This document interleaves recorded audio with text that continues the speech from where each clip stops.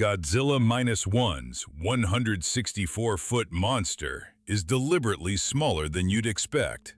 While other kaiju tower at nearly 400 feet, this Godzilla matches the exact height of the original 1954 film.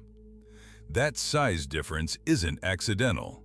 It reveals something deeper about how scale manipulation creates entirely different emotional impacts. Godzilla Minus One's monster begins at approximately 50 feet tall.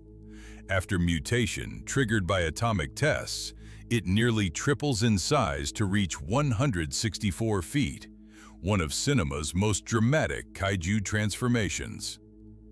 Nuclear radiation courses through its cells, triggering rapid cellular regeneration and exponential growth. This 164-foot height matches the original 1954 Godzilla exactly. That consistency isn't coincidence, it's deliberate design philosophy.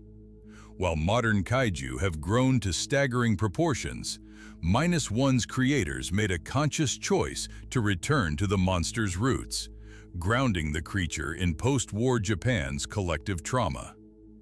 At 164 feet, Godzilla towers over 1940s Tokyo, but doesn't dwarf it completely.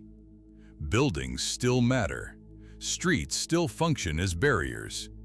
The monster becomes a force of urban destruction rather than planetary annihilation. Every human-scale detail, a fleeing civilian, a collapsing storefront, a military position, registers as viscerally important. This is the emotional arithmetic of scale. Smaller doesn't mean weaker. It means closer, more intimate, more devastating to the people caught beneath those massive claws. Picture yourself on a Tokyo street corner when that atomic breath lights up the night sky. You can actually see the monster's eyes. You can track its movement from building to building. That's the terror Minus One resurrects. Destruction that feels personal, not cosmic. The Showa era locked Godzilla into a single, unchanging scale. From 1955 through 1975, 20 years, 14 films, the monster remained at 164 feet tall. It battled Ghidorah, Mothra, Mechagodzilla, and dozens of other kaiju at that exact height. No growth, no shrinking, strategic restraint. This consistency served a purpose beyond budget constraints. At 164 feet, Godzilla could peer over Tokyo's largest buildings, but not obliterate them from a distance. The monster remained architecturally relevant to the cities it destroyed. Streets still mattered. Structures still registered as obstacles you could hide behind, fight from, escape through. The scale kept the destruction intimate, a creature that could be fought, cornered, maybe even reasoned with. What makes this era's size discipline fascinating is what changed around it. Godzilla's personality evolved dramatically.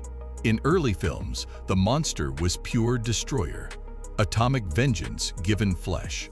By the mid-1960s, Godzilla had become a defender, willing to ally with other kaiju against greater threats.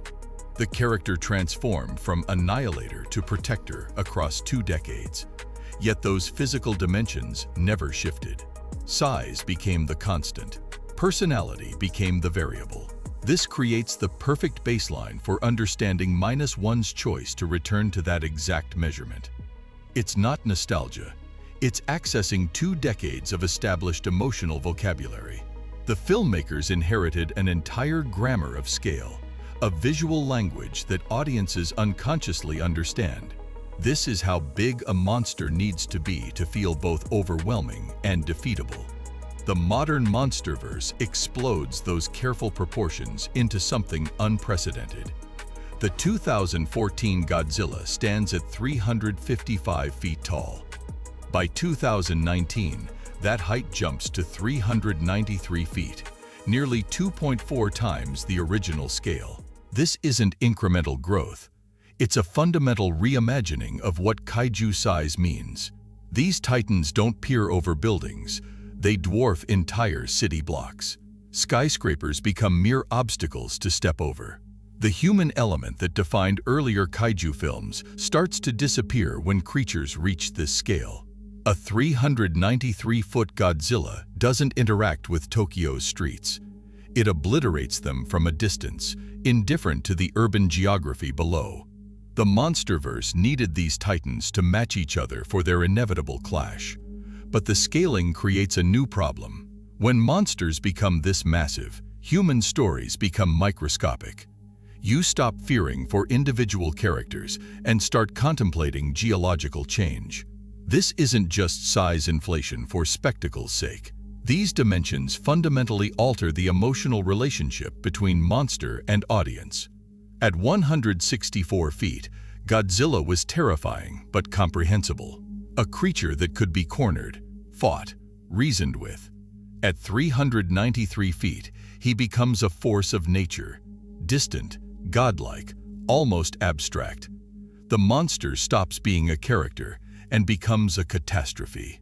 Other franchises found that same emotional sweet spot Minus One deliberately accessed.